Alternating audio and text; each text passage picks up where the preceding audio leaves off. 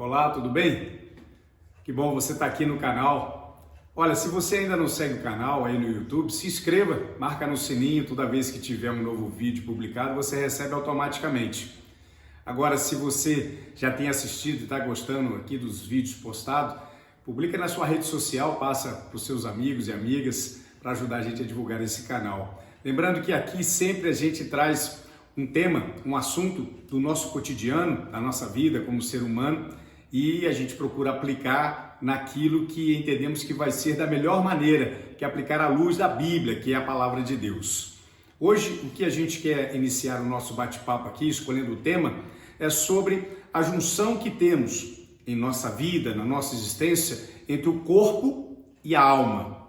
A junção entre o corpo e o espírito. Isso é tão interessante que a nossa natureza, a nossa existência, diferente de qualquer outro ser criado, ela é estabelecida assim. Só nós, os seres humanos, fomos criados por Deus com essa característica de termos um corpo e um espírito. E a junção disso. E a gente recebe de Deus na Bíblia, da parte do apóstolo Paulo, quando ele escreve a carta aos Romanos, do capítulo 8, quando ele escreve essa carta, ele está realmente trazendo uma revelação às pessoas que queriam aprofundar nesse tema. E havia no Império Romano uma grande influência do Império Grego sobre a filosofia, sobre o entender o que é realmente a natureza humana, qual a perspectiva, qual o futuro da natureza humana. E Paulo ele dedica esse capítulo quando ele fala assim, olha, agora nenhuma condenação há para aqueles que estão em Cristo Jesus. Porque o que vinha pela natureza da carne, sobre a força, sobre o império do pecado, agora foi destruído pela morte de Jesus em Cristo na cruz e pela ressurreição.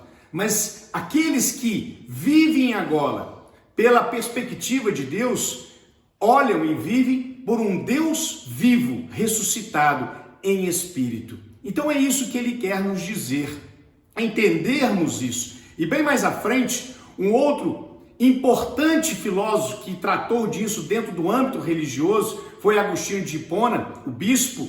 Ele tratou desse tema pelaquilo que ele leu nessa carta apostólica, daquilo que ele teve uma transformação na vida dele, que ele vivia uma vida totalmente dispersa pela forma material, pela forma daquilo que ele vivia pelas orgias, mas ele tem a vida transformada e aí ele começa também, logo nos primeiros séculos, a apresentar a mesma mensagem.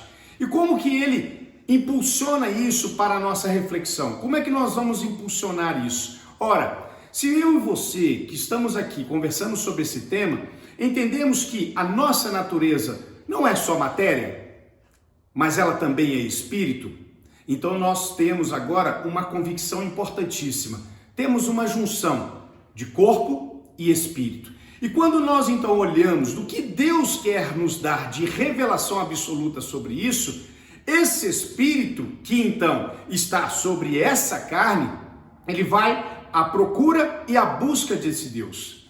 E a partir do momento que nós compreendemos que existe Deus e está Deus dentro de uma existência comprovada, e se esse já é o ponto que você chegou, Deus existe para você?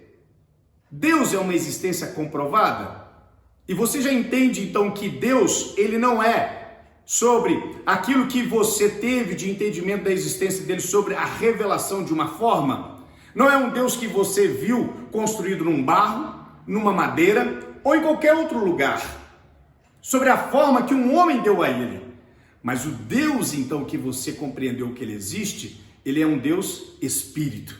E que esse espírito dele quer ter uma intimidade de diálogo, de comunicação com o seu espírito e com o meu espírito. E como ele me conhece, como eu sou dentro de mim pelo meu espírito, como o próprio, todos aqueles que conheceram a Deus, como os profetas falaram, Deus, o Senhor sabe do meu deitar, o Senhor sabe do meu dormir, o Senhor sabe do meu andar, o Senhor sabe do meu dia, o Senhor sabe do meu nascimento, o Senhor sabe da minha vida, sabe da minha morte, sabe da minha eternidade. Porque Deus nos conhece pela essência, porque Ele nos criou assim. Agora, quando falamos e revelamos, então agora eu conheço Deus. Deus é um Deus que é espírito, mas é Deus que existe e criou todas as coisas, e Ele está se revelando pela natureza de tudo aquilo que Ele criou, mas Ele manifesta a mim porque Ele fala a minha mente, fala ao meu espírito pela sua palavra, e aquilo me alimenta.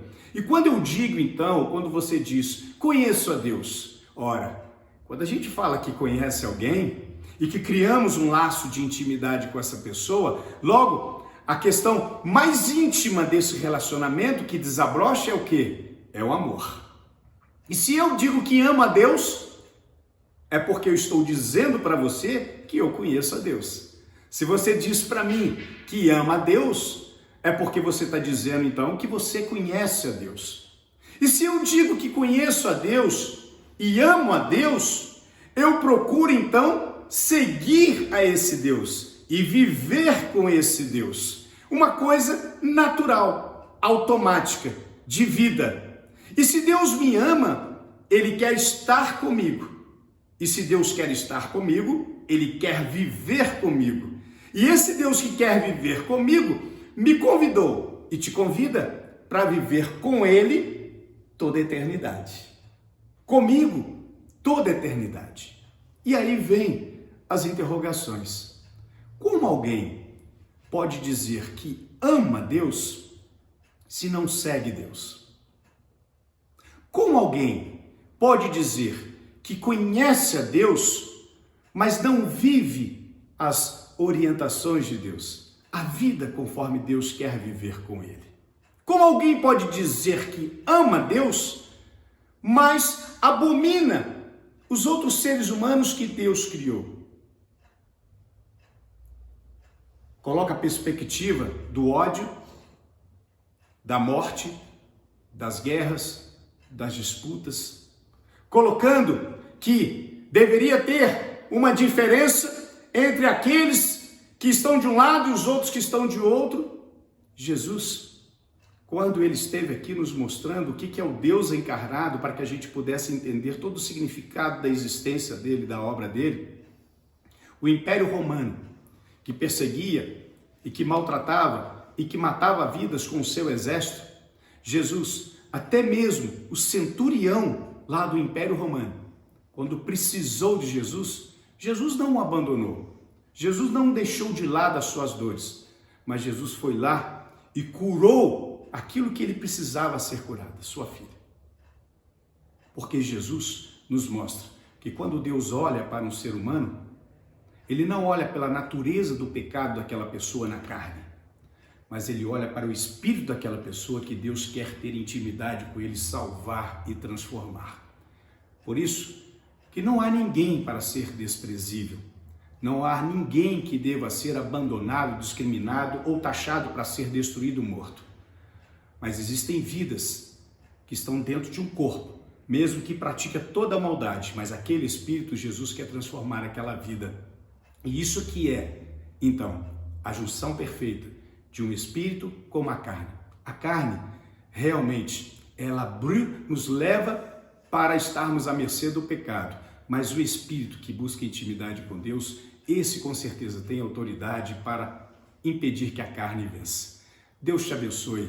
Não publique o ódio, mas leve o amor, se verdadeiramente você conhece a Deus. Um forte abraço.